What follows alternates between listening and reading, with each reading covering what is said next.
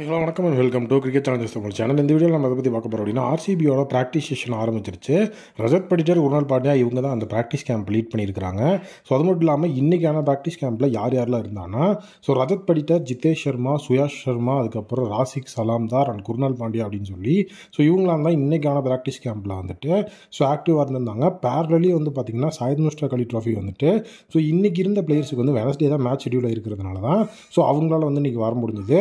So மற்றபடி இன்றைக்கி வந்துட்டு 4 மணிக்கு இப்போ யூபி மேட்ச்லாம் இருக்குது. ஸோ அதில் வந்து புவி இருக்கிறார், அவர் தான் கேப்டன். ஸோ அதனால் அவர் வந்துட்டு இன்னும் ஜாயின் பண்ணல. ப்ளஸ் குர்னால் பாண்டியா ஜாயின் பண்ணியிருந்தாலும் மேட்சஸில் எதுவும் அவர் பார்ட்டிசிபேட் பண்ணல. மேட்சஸில் பார்ட்டிசிபேட் பண்ணது வந்து பேட்டிங்கில் வந்து பார்த்திங்கன்னா ஜிதேஷ் சர்மாவும் ரஜத் படிட்டரும், பவுலிங்கில் சுயாஷ் சர்மா, அதுக்கப்புறம் ராசிக் சலாம்தார். ஸோ இவங்க தான் பவுலிங் அதில் வந்துட்டு பார்ட்டிசிபேட் பண்ணியிருந்தாங்க. ஸோ என்ன நடந்தது அப்படின்னு வந்து பார்த்திங்க அப்படின்னா, ஸோ டோட்டலி வந்து ஃபஸ்ட்டு ஜிதேஷ் சர்மாவும் ரஜத் படிட்டரும் வந்துட்டு பேட்டிங் வருவாங்க. So full and full first வந்துட்டு ஸ்பின்னரை வச்சு தான் அந்த இடத்துல வந்துட்டு ட்ரைனிங் கொடுத்துருக்குறாங்க. யார் இருந்துட்டு அப்படின்னா சுயாஷ் சர்மா வெர்சஸ் ரஜத் படிட்டர் அப்படிங்கிறது தான் ஃபஸ்ட்டு சம்பவம். காரணம் என்ன அப்படின்னா, ஸோ ரஜத் படிட்டர் ஒரு ஸ்பின் டெஸ்ட்ராயர் அப்படின்னு சொல்லிட்டு நமக்கே தெரியும். ஸோ இப்போ சுயாஷ் சர்மாவும் வந்து பார்த்திங்கன்னா கேகேஆர்லேருந்து க்ரூம் ஆகி இப்போ ஆர்சிபிக்கு வந்துருக்கிற ஸ்பின்னரு.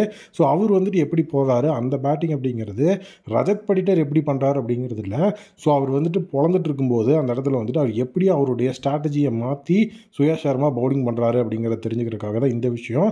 நெக்ஸ்ட் வந்து ஜிதேஷ் சர்மாவை வந்து பார்த்திங்கன்னா ராசிக் சலாம்தார் வந்துட்டு பவுலிங் பண்ணார். இதுக்கு டெக்னிக்கல் ரீசனாக என்ன சொல்லியிருந்தாங்கன்னா, ராசிக் சலாம்தாரை பொறுத்த வரைக்கும் ஸோ அவர் வந்துட்டு நல்ல ஒரு தரமான டெத் பவுலர் ஸ்பெஷலிஸ்ட் அப்படின்னு தான் சொல்லியிருந்தாங்க.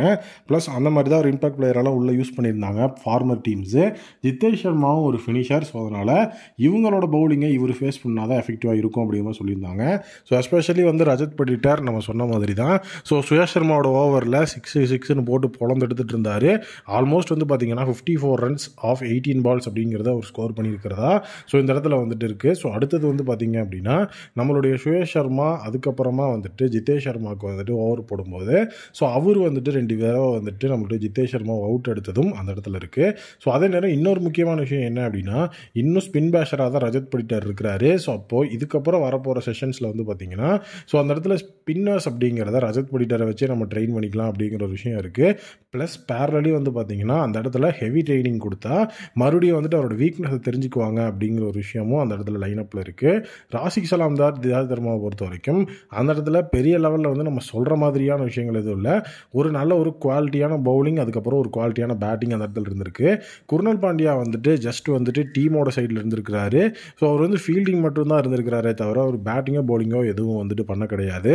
ஸோ ரியல் ரீசன் அப்படிங்கிறது வந்து பார்க்கும்போது ஸோ அந்த இடத்துல பரோடாவை அவர் லீட் பண்ணி ஆகணும்.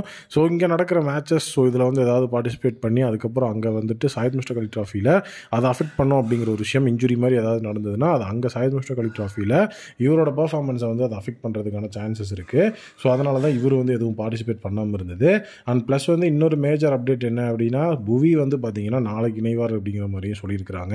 இன்றைக்கி யூபி மேட்சை முடிச்சுட்டு ஸோ அதுக்கப்புறம் வந்துட்டு அவருக்கு ஃப்ரீ தான். ஸோ அதனால் வந்து ஒரு 3 டேஸ் வந்துட்டு பார்த்திங்கன்னா அவர் இங்கே ப்ராக்டிஸ் கேம்பில் இருப்பார் அப்படிங்கிற மாதிரியும் சொல்லியிருக்காங்க. ஸோ இன்றைக்கான ப்ராக்டிஸ் கேம்ப் உண்மையிலேயே செம்மையாக தான் இருந்தது. நீங்கள் பார்த்தீங்களா அப்படிங்கிறத கமெண்ட் செக்ஷனில் சொல்லுங்கள்.